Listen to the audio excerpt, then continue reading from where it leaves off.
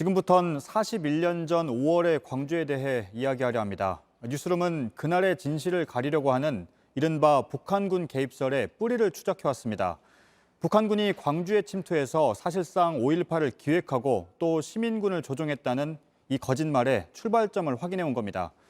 그 중심엔 북한 특수군 출신으로 2006년에 탈북한 김명국이 있었습니다. 2013년엔 방송에 나와서 자신이 직접 광주에 갔었다고 말하기도 했습니다. 그리고 그가 잠적한 뒤에도 이 주장은 북한군 개입설에 이용되어 왔습니다. 저희 취재진은 석 달에 걸친 추적 끝에 김명국을 찾아냈습니다. 끈질긴 질문에 결국 그는 사실이 무엇인지 털어놨습니다. 우선 북한군 개입설이 그동안 어떻게 퍼져왔는지부터 송우영 기자가 정리했습니다. 북한군 개입설을 처음 주장한 건 탈북자 임천용 씨입니다. 임 씨는 2006년 북한군이 땅굴을 통해 광주에 잠입했다고 주장했습니다. 2008년에는 자신이 바로 광주에 왔던 북한군이라고 주장하는 인물이 나옵니다. 김명국, 2013년 한 방송에 등장해 사회적인 물의를 일으킨 인물입니다. 이 나이 되는 사람들, 공부한 사람들, 광주특공 참가했던 사람은 조당, 부조당들도 그렇게 분단 잘해나는 게 김 씨의 증언은 2017년 책으로 나왔습니다. 공교롭게도 이때쯤 전두환 씨 회고록에도 북한군 개입설이 언급됩니다. 무기고 탈취는 군대에서도 고도로 훈련된 병사들만이 할 수 있는 것으로 지금까지 꾸준히 제기되고 있는 북한 특수군의 개입 정황이라는 의심을 낳고 있는 것이다. 김명국의 증언을 토대로 한 논픽션 책 보랏빛 호수 줄거리입니다. 1980년 5월 19일 황해남도 장산곶 바다에서 두 척의 배를 타고 북한 특수군 50명이 내려왔다. 20m 길이의 남한 고기잡이배 모양. 유사시 자폭도 가능한 특수 간첩선이다. 5월 21일 새벽 2시쯤 서해안에 상륙했는데 해변 여기저기 돌들이 널려 있었다. 19살이었던 나는 특수군 대장 문재심의 호위병. 5시간 정도를 행군해 광주에 도착했다. 23일 오전 바리케이드가 놓인 광주의 큰 건물 안에 들어갔고 우리를 기다리던 시민군을 만났다.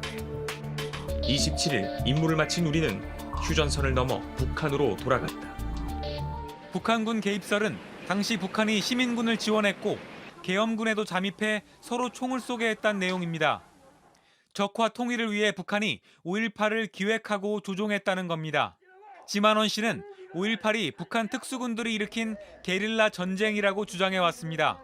가장 강력한 증거로 주장한 게 바로 김명국의 존재였습니다. 최근엔 한 대학 교수가 교단에서 북한군 개입설을 가르쳐 논란이 됐습니다. 유튜브 등 온라인에서도 북한군 개입설을 손쉽게 만날 수 있습니다. JTBC 송우영입니다. 이 책을 쓴 탈북 작가 이주성 씨도 직접 찾아갔습니다. 이 씨는 그동안 사실만을 담았다고 주장해왔습니다. 그런데 취재진이 만나보니 본인이 지어낸 이야기를 담거나 관련 없는 일을 5.18에 끼워 넣기도 했습니다. 최승기 기자입니다. 광주에 난파됐던 한 탈북 군인의 5.18 체험담. 탈북 작가 이주성 씨는 내용은 전부 사실이라고 주장합니다. 그런데 일부는 자신이 창작했다고도 말합니다. 얘기한 적이 그건 맞다고. 그건 내가 만들었는데 왜 그걸 였냐면 작가님 만들었어요. 난파된 북한군이 고정간첩을 만난 장소로 묘사됐던 광주 무등산의 사찰 증심사. 책에는 북한군을 조직 지휘한 스님 손성모가 증심사에서 이들을 맞이했다고 나옵니다. 그러니까 어떤 근거 자료는 갖고 계세요, 그럼? 난 이북에서 그걸 듣고 내려왔거든요. 아, 이북에서 들으시는 겁니다. 손성모는 실존했던 난파 간첩인데 5.18에 끼워 넣었다는 겁니다. 증거는 내가 북한에서 듣고 왔다 뿐이었습니다. 창작은 더 있었습니다. 북한 특수군이 작전 중 민간인을 살해했다는 내용도 만들어진 이야기였습니다. 5.18가 딱 찍지는 않았는데 북한은 난파된 사람들이 이제 그 간첩 활동을 내가 하잖아요. 네. 하다가 이제 한국 사람들한테 걸리게 되면 무조건 죽여야 된다. 사건이랑 관계가 없는? 관계는 없어요. 결국 논픽션이 아닌 이야기에 또 다른 이야기를 섞은 소설이었습니다. JTBC 최승기입니다. 직접 광주에 갔다는 북한 특수군 출신 김명국은 2013년 방송에 등장한 이후에 사라졌습니다. 취재진은 석 달에 걸친 추적 끝에 김 씨를 어렵게 만났습니다. 처음엔 광주에 갔던 북한 특수군이 맞다고 주장하더니 이후 계속된 만남에서 그동안의 말을 완전히 뒤집었습니다. 5.18 당시 광주에 간 적이 없다고 말한 겁니다. 그동안 논란이 너무 커져서 뒤늦게 말을 바꾸기가 겁이 났다고 했습니다. 봉지욱 기자입니다. 탈북군인 김명국의 실명과 인상착의부터 파악한 취재진. 수소문 끝에 김 씨를 찾았습니다.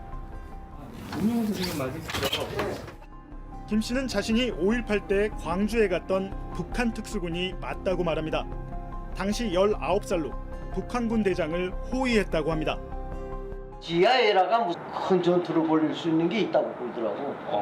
뭐 다이너마이트, 뭐 무기 몇 점, 뭐 이런 걸로 가지고 조장이 말한 것 같아. 우리는 들어가지 않았어. 우리는 안 들어가고. 1층에 계셨어요? 아니, 우리는 바깥에 경계를 섰단데. 외곽. 그 책에 그렇게 돼 있었겠는데 우리 네네. 경계를 섰어.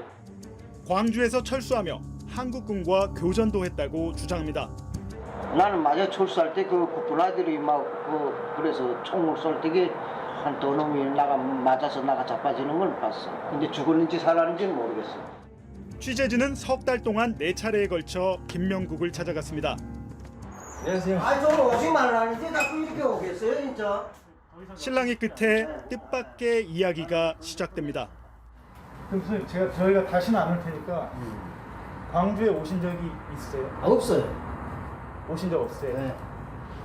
나는 5.18에 가서 우리 조장한테서 들은 얘기를 했어요. 조장한테. 네, 들었고 또 들어오는 걸 그대로 전달했다고 그랬어요. 네. 그러면 광주에 오신 적은 전혀 없다. 네. 김 씨는 최근 5.18 진상조사위원회에 찾아가 진실을 털어놨다고 합니다. 자신은 광주에 간 적이 없단 겁니다. 난파 간첩을 키우는 대남연락소 소속 전투원이었던 김 씨.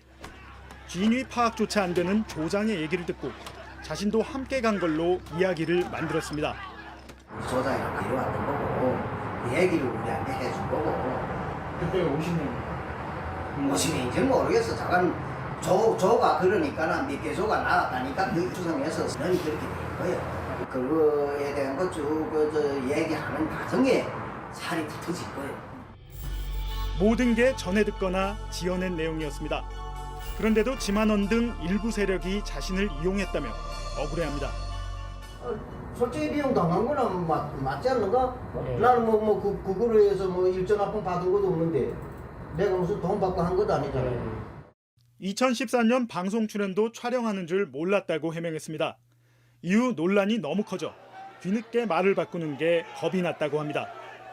그래서 나도 좀 솔직히 말하면 많이 끌려다녔어요. 내 하나의 결심이 이 나라를 바로 세울 수 있다면 내 망신스러워도 내 길을 내가 갈 것이다. 김 씨는 조만간 얼굴을 공개하고 광주 시민에게 사죄하겠다는 뜻을 밝혔습니다.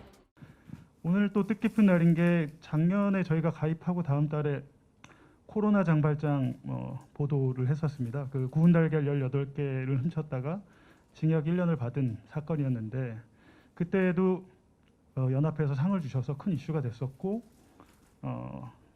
저희가 수상을 한 이후에 2심 재판부가 그 특가법 혐의를 바꿨습니다. 그래서 일반 형법으로 바꿔서 원래 징역 1년이었는데 징역 2개월로 줄어들었습니다. 그래서 공교롭게도 오늘 아침 새벽 5시에 출소를 했습니다. 그리고 경기도가 이분에게 그 주거와 일자리도 주겠다고 해서 오늘 공무원들이 이분을 만난 걸로 그렇게 알고 있습니다. 이렇게 저희가 이렇게 상을 주시면 항상 상을 받고 끝나는 게 아니라 또 다음에 어떻게 또 노력을 해서 이 사회를 바꿔나갈 것인지 이렇게 또 고민하는 계기가 돼서 아주 좋은 것 같습니다. 고맙습니다. 저는 봉선배에 따라서 열심히 일만 했는데 큰 상을 탄 것 같아서 정말 감사합니다. 더 열심히 하겠습니다.